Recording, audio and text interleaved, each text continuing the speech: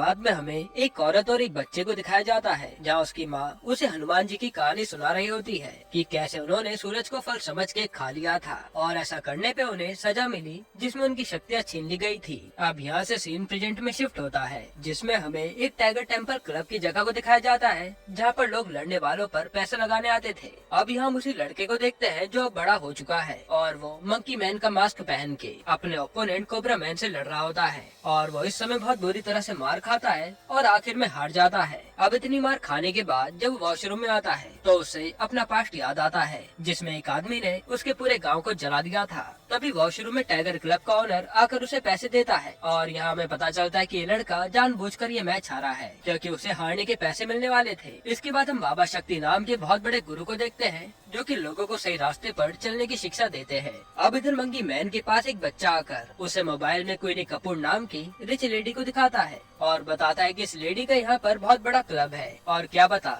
जिसे तुम ढूंढ रहे हो वो भी तुम्हें यहीं पर मिल जाए। उसके बाद हम देखते कि क्वीनी एक कैफे में बैठी होती है और वहाँ मंकी मैन किसी को भेज के उसका पर्स चोरी करवाता है। फिर जब वो उस पर्स को खोलता है तो उसे उसके क्लब का पता चलता है और अगले दिन वो पर्स को लेकर उसके ऑफिस पहुँच जाता है। यह क्वीनी उसे पर्स मिलने की खुशी में कुछ पैसे देती है, पर वो पैसे लेने से मना कर देता है और कहता है कि मुझे कुछ काम दे दीजिए। तब क्वीनी उसे बता दे कि यहाँ पर काम पे लगने के लिए पहले तुम्हें अपना रिज्यूमे दिखाना पड़ेगा और तुम्हें देखकर लगता नहीं है कि तुम्हारे पास रिज्यूमे जैसा कुछ होगा। जिस पर मंकी मैन उसे अपना हाथ दिखाते हुए बोलता है कि यही मेरा रिज्यूमे है और उसका हाथ बहुत ही ज्यादा जला हुआ था। फिर जब वो उसके ऑफिस से जाने लगता है तब उसकी नजर सामने लगी एक फोटो पर जाती है जिसमें क्वीनी के साथ एक आदमी खड़ा होता है और तभी सीन फ्लैशबैक में जाता है जहाँ पर यही राणा नाम का पुलिस ऑफिसर दिखाया जाता है। फिर कहानी प्रेजेंट में आती है जहाँ मंकी मैन किचन में सफाई कर रहा होता है क्योंकि उसे जॉब मिल गई थी। तभी वहाँ अल्फेंसो नाम का आदमी आता है और उससे उसका नाम पूछता है। तब मंकी मैन अल्फेंसो को अपना नाम बॉबी बताता है जो कि सामने रखे डिटर्जेंट के पैकेट पे लिखा हुआ था। और आपको बता दूं अल्फेंसो क्वीनी का खास बंदा था जो कि उसके क्लब में ड्रग की सप्लाई करता था। उसके बाद बॉबी यानी मंकी मैन किसी वेपन डीलर के पास जाकर उससे बंदूक खरीदता है। साथ ही बॉबी अल्फेंसो को अंडरग्राउंड बॉक्सिंग का पता बताता है कि अगर तुम ज्यादा पैसा कमाना चाहते हो तो यहाँ जाके खान पे पैसा लगाना, क्योंकि उससे बॉबी ही लड़ने वाला था। अब अल्फेंसो वहाँ जाके खान पे ही पैसा लगाता है तो मंकी मैन उससे जानबूझ के हारता है और मंकी मैन ये सब इसलिए कर रहा था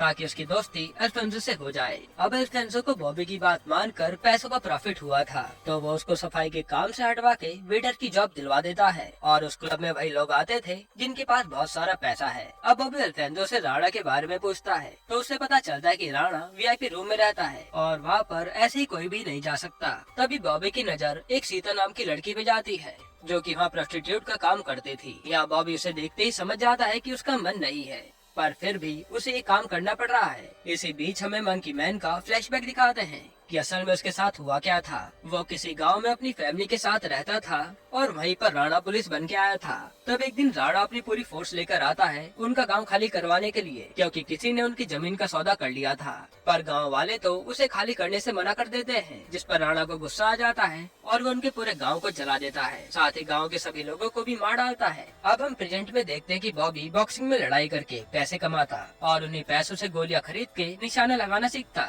फिर जब वो क्लब जाता तो सीता को ही देखता रहता जो अपनी जिंदगी से खुश नहीं थी। साथ ही उसे क्लब के पीछे वाले दरवाजे पर एक कुत्ता भी मिल गया था जिसे वो रोजाना खाना खिलाता था। अब उस क्लब में एंटर करने से पहले बहुत चेकिंग होती थी तो बॉबी वहाँ से बंदूक नहीं ले जा सकता था, इसलिए वो उस कुत्ते की मदद से बंदूक पीछे वाले रास्ते से ले आता है क्योंकि उसने कुत्ते को ट्रेन कर दिया था। दूसरी तरफ अल्फेंसो बॉबी का प्रमोशन कर देता है और वो उसे वीआईपी रूम लेके जाता है जो कि बॉबी काफी पहले से चाहता था। वही वीआईपी रूम में उसे राणा दिखता है और वो बॉबी से ड्रग्स लाने के लिए बोलता है। फिर बॉबी जब उसे ड्रग्स देता है तो उसकी नाक से खून आने लगता है क्योंकि बॉबी ने उसमें कुछ मिला दिया था। अब राणा खून साफ करने बाथरूम जाता है तो बॉबी भी उसके पीछे पीछे आता है और फिर मौका मिलते ही वो राणा पर गन चला देता है। हालांकि राणा उससे बचकर बॉबी को खूब पीटता है और यहाँ बॉबी का बस नहीं चल रहा था।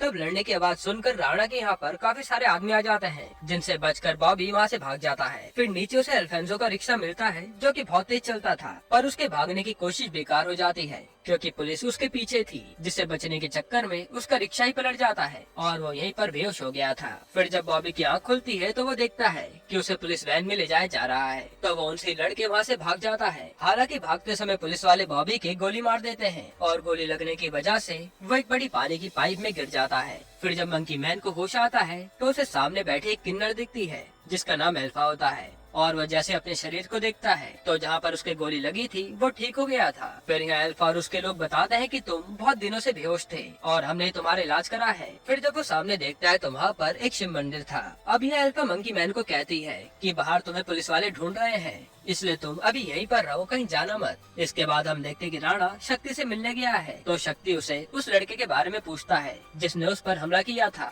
जिस पर राणा कहता है कि वो तो कोई ऐरा गहरा आदमी था जिसे वो जल्दी ठिकाने लगा देगा। इधर दूसरी तरफ अल्फा मंकी मैन को एक पेड़ के पास लेकर आती है और बताते कि ये भगवान शिव ने खुद लगाया था। फिर अल्फा उस पेड़ की डंडी तोड़कर मंकी मैन को बताती है कि इसमें बहुत विष छुपा हुआ है और इसे हम त्रिशूल कहते हैं, क्योंकि इसे जो भी पीता है ये उसके शरीर को अंदर से काट देता है और इसे सिर्फ मजबूत आदमी ही यूज कर सकता है। फिर वो मंकी मैन से पूछती है कि क्या तुम इसे आजमाना चाहोगे, जिस पर मंकी मैन मान जाता है। तब अल्फा वो जड़ तोड़ के उसे पिला देती है, जिससे मंकी मैन का पूरा शरीर जलने लगता है, पर वो किसी तरह से उसे झील जाता है। अब थोड़ी देर बाद मंकी मैन को अपने अंदर एक नई शक्ति का एहसास होता है और वो हनुमान जी की तरह अपनी छाती को फाड़ देता है और अपनी माँ के साथ हुए गलत काम का बदला लेने के लिए तैयार हो जाता है। जिसके बाद यहाँ से सीन फिर से फ्लैशबैक में जाता है कि कैसे मंकी मैन की माँ की मौत हुई थी और यहाँ पता चलता है कि राणा को भेजने वाला कोई और नहीं बल्कि शक्ति था, क्योंकि उसे ही गाँव वालों की जमीन चाहिए थी। असल में मंकी मैन की माँ ने उसे छुपा दिया था और कहा था कि जब तक मैं न बुलाऊं तब तक बाहर मत आना। तभी वहाँ अचानक से राणा आ जाता है और उसकी माँ राणा पे चाकू से वार करती है। तब राणा को गुस्सा आ जाता है और वो उसकी माँ के साथ गलत करके उसे वही जिंदा जला देता है। फिर राणा के चले जाने के बाद मंकी मैन अपनी माँ को बचाने के लिए हाथ से आग बुझाता है, पर वो उन्हें बचा नहीं पाता और यही बात थी कि मंकी मैन के हाथ जले हुए थे। फिर सीन प्रेजेंट में आता है और मंकी मैन अल्फा से बोलता है कि मैं अपनी माँ को बचा नहीं पाया, मैं कितना कायर हूँ। तो अल्फा उसे कहते हैं कि तुमने कोशिश करी थी अपनी माँ को बचाने की और तुम्हारे हाथ में चोट है, जो इशारा करती है कि तुम कितने साहसी हो। अब तुमने अपना बदला लेने के लिए इतना संघर्ष किया था तो अब उस काम को पूरा भी करो। ये सब सुनने के बाद अगले दिन से मंकी मैन अपनी तैयारी शुरू कर देता है ताकि उसका शरीर पूरा फौलाद हो जाए और वो दुश्मनों से बदला ले सके। फिर वो रोजाना वही मंदिर में ट्रेनिंग करता है और साथ ही उन किन्नरों को भी लड़ना सिखाता है ताकि आगे से कोई उन पर अत्याचार ना कर सके। अब हम देखते हैं कि बाबा शक्ति उस मंदिर पे भी कब्जा करना चाहता था जहाँ पर वो किन्नर रहते थे। तो अल्फा मंकी मैन को बताती है कि वो अपने आदमियों को भेजकर हमें बहुत परेशान करता है। अगर हमारे पास भी पैसे होते तो हम भी आदमी भेजते उसको मारने के लिए। तो मंकी मैन अब अल्फा की बात सुनने के बाद उनके लिए पैसा कमाने की सोचता है और वो अपनी बॉक्सिंग वाली जगह पे जाके फिर से मैच खेलता है, पर इस बार वो हारता नहीं बल्कि वहाँ के सारे ओपोनेंट को मारता है। और जो लोग उसे समझ रहे थे कि मंकी मैन आज फिर से मार खाने आया है वो ये देखकर चौंक जाते हैं और उसका नाम लेने लगते हैं। अब उन फाइट को जीतकर मंकी मैन जितना भी पैसा कमाता है वो उन सारे किन्नरों को दे देता है, जिससे अब धीरे धीरे उनकी जिंदगी भी सुधर रही थी। फिर कुछ दिन बाद बाबा शक्ति का एक आदमी पॉलिटिक्स में खड़ा हुआ था जिसका फंक्शन उस क्लब में था, इसलिए जब माँ शक्ति और राणा दोनों आ गए थे तब ये पता चलता है पीछे के रास्ते से माँ मंकी मैन भी पहुँच जाता है और वहाँ उनके आदमियों को मारने लगता है। फिर सभी को मारने के बाद वो राणा और शक्ति के पास पहुँचता है, पर मौका देखकर वो दोनों वहाँ से भाग निकलते हैं और फिर उनके और भी बहुत सारे गुंडे आ जाते हैं। तभी वहाँ पर मंकी मैन का साथ देने के लिए किन्नर आ जाते हैं और उसी समय मंकी मैन के ऊपर क्वीनी गोली चला देती है। तब क्वीनी को रोकने के लिए पीछे से सीता आकर वार करती है और क्वीनी यहीं पर मारी जाती है। असल में सीता के मन में क्वीनी के प्रति बहुत नफरत भरी थी,